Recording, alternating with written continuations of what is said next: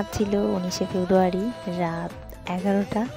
আর এখন রাত্রেবেলায় আমাদের সমস্ত কাজকর্ম গোছানো হয়ে গেছে। আর দাদার এখন রাত্রেবেলাতেই অধিবাস করিয়ে রাখবে, কারণ ভোরবেলাতে সবার একটু ওঠার সমস্যা আছে, যেহেতু বৃষ্টি বর্ষা হয়েছে, পাড়ার কাউকেই পাওয়া যাবে না। তো সেই কারণে এখন রাত্রেবেলাতেই করে নেওয়া হচ্ছে অধিবাস।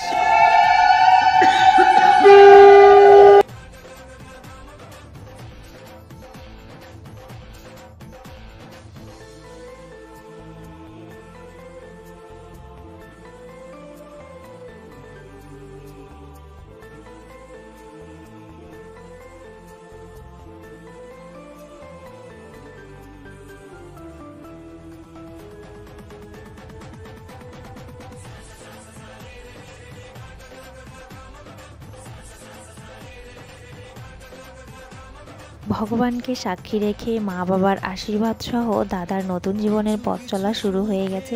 সবার প্রথমেই মা বাবা দিয়ে দেবে অধিবাসের ফোঁটা, যেটা দই আর চন্দন দিয়ে দেওয়া হয়।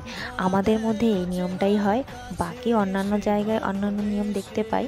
তো এরকমভাবেই আমাদের নিয়ম হয়, প্রথমে মা দিয়ে দেবে। মা বাবা আশীর্বাদ করার পরেই তারপরে 5 জন এও স্ত্রী প্রয়োজন হয়। সেখানে রয়েছে মাসি, কাকি, আমি, একটা বৌদি আর একটা মাসি। আমরা সবাই মিলে এও স্ত্রীর যে নিয়ম থাকে সেগুলো সম্পন্ন করব। আজ মন খুঁজে পেল মনের খুশি, আজ মন ফিরে পেল সুখের হাসি। এলো যে স্বপ্নের দিন, ও কাছে এলো জীবন আরো যেন রঙিন হলো।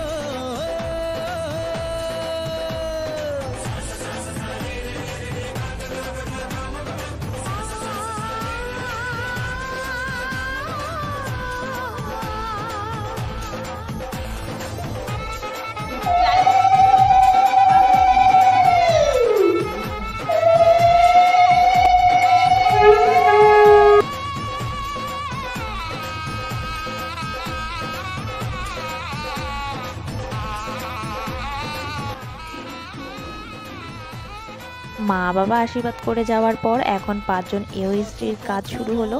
মাসি এখানে তুলসীর মালা পরাচ্ছে দাদাকে, আর নতুন লাল কার পরানো হবে। আর বিয়ের যে সমস্ত রিচুয়াল থাকে তার মধ্যে এও স্ত্রী বেজোড় সংখ্যায় প্রয়োজন হয়, যেমন 3 জন, 5 জন, 7 জন।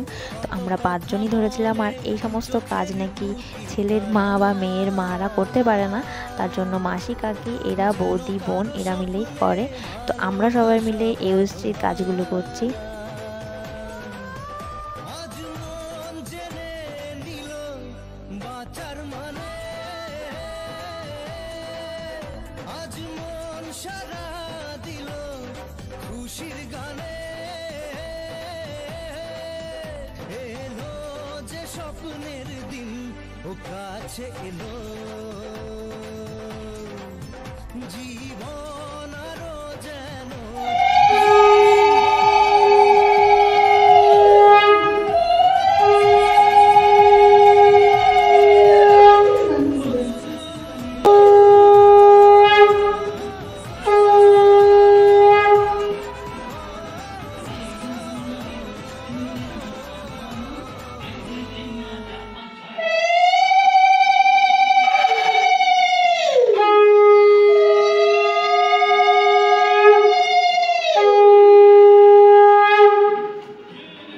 বড় মা, সে চামচা দেবে না দাদার হাতে?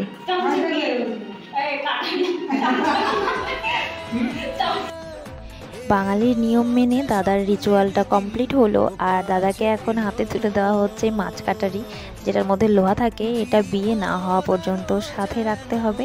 এখন দাদা সম্পূর্ণরূপে নতুন বর বেশে তৈরি হয়ে গেছে। আর এই রিচুয়ালগুলো আমি একটাও মিস করতে চাই না, কারণ আমার বিয়ের সময় আমি তখন ব্লগ করতাম খুবই কম, তখন আধখাচড়া ভিডিও করেছিলাম। তাই দাদার বিয়েতে আমি ভেবেই রেখেছি একটাও ভিডিও, একটাও ক্লিপ যেন মিস না যায়, সমস্তটা করার চেষ্টা করব। আর দাদার বিয়েতে ভীষণ এক্সাইটেড, স্বাভাবিক। আমার একটা মাত্র দাদার বিয়ে, সেখানে আমার আনন্দটা সব থেকে বেশি।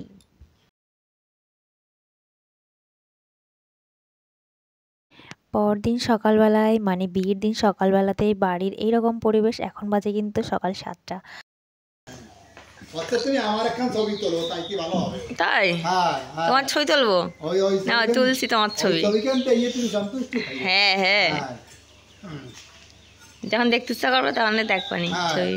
ইস, সকাল সকাল এত কুয়াশা, কি বাজে ওয়েদার। তবে এমনই থাক, বৃষ্টি যাতে না হয়। মর্নিং এভরিওয়ান, কেমন আছো সবাই? নতুন একটা ভিডিওতে জানাই অনেক অনেক ওয়েলকাম, অনেক ভালোবাসা। এখন আমি রেডি হয়ে যাচ্ছি বৌদির বাড়িতে, বৌদিকে একটু রেডি করে দিতে। তো চলো এখন যাই। আর আমার গলার অবস্থা ভীষণই খারাপ অবস্থা, মনে হচ্ছে শীতকাল। বল কেমন কুয়াশা, বাবা সত্যি মনে হচ্ছে দার্জিলিং এর কোনো পাহাড়ি রাস্তা। বল দূর থেকে দারুণ লাগছে, দেখতেও ভালো লাগছে।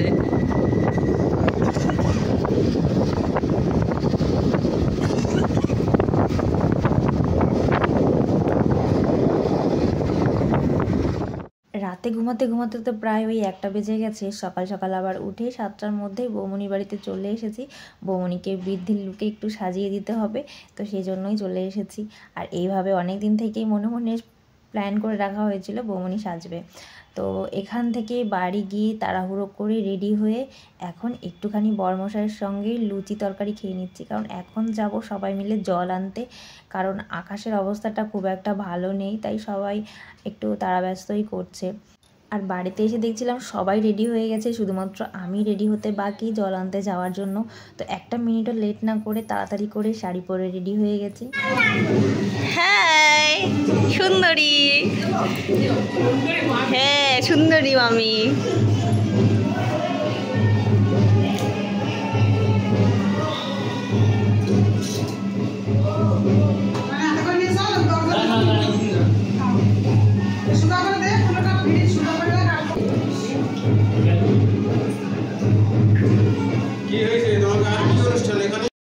সত্যি কথা বলতে আগে থেকে যতই চিন্তা ভাবনা করে রাখা হোক না কেন, এটা করব ওটা করব দাদার বিয়েতে, আসলে বাড়ির নিজের কারোর বিয়ে হলে তখন সত্যিই সময় পাওয়া যায় না। তাই জন্য ওই ছুটতে ছুটতেই সমস্ত কিছু করতে হয়। সবাই আছে, তারপরেও যেন মনে হচ্ছে যেন আমার যেন কিছু কাজ শেষ হচ্ছে না। এই অবস্থাতে এখন জল আনতে আমরা বের হচ্ছি সবাই। এখন চলো জল আনতে যাওয়া যাক।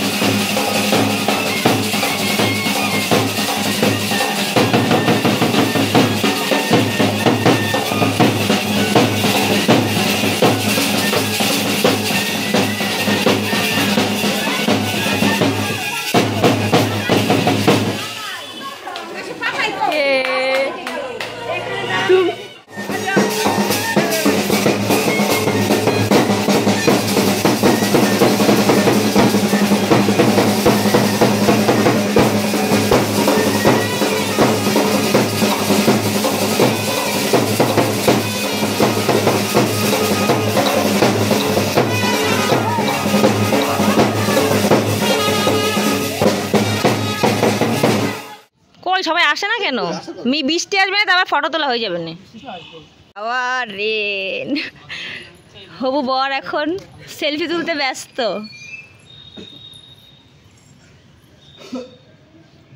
এবার তো এর সিঙ্গেল তুলে দাও।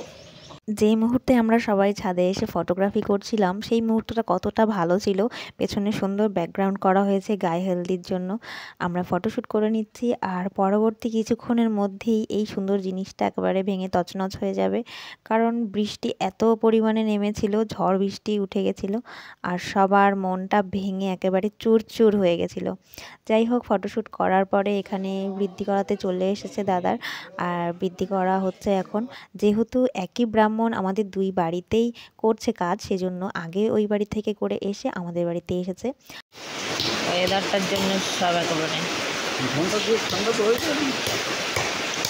2 ঘন্টা হয়ে গেছে বৃষ্টি হচ্ছে। এটা টাকা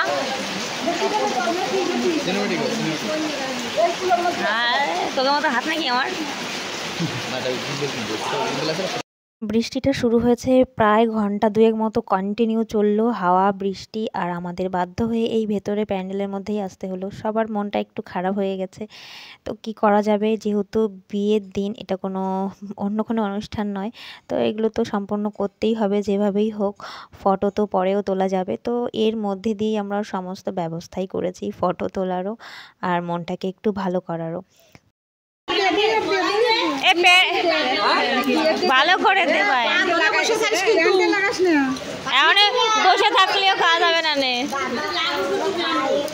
হয়ে গেছে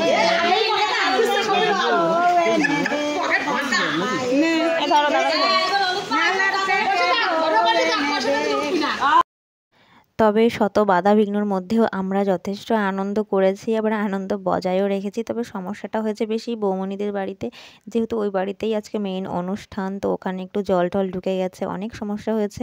তবে সমস্যাগুলো সব সমাধানও করা হয়েছে বৃষ্টি কমে গেলে। তবে এই 20 ফেব্রুয়ারিতে যাদের যাদের বাড়িতে বিয়ে ছিল তাদের সত্যি খুবই সমস্যা হয়েছে, কারণ এই বৃষ্টিটা সব জায়গাতেই হয়েছে। কলকাতার দিকে, মেইন টাউনের দিকে বেশি হয়েছে, আমরা ভিডিওতেও দেখছি, ছবিতেও দেখছি, একেবারে সমস্ত প্যান্ডেল ফ্যান্ডেল ভেঙে গেছে অনেক জায়গাতে। তবে ওই কি আর করার, আমাদের হাতে তো আর কিছু নেই, প্রকৃতির সবই ইচ্ছা।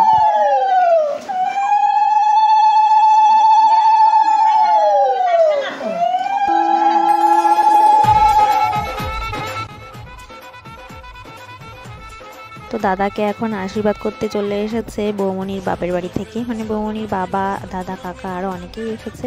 আর সঙ্গে যেহেতু কোনো মহিলা ছিল না, তাই মাই সব কিছু নিয়ম বলে দিচ্ছিল।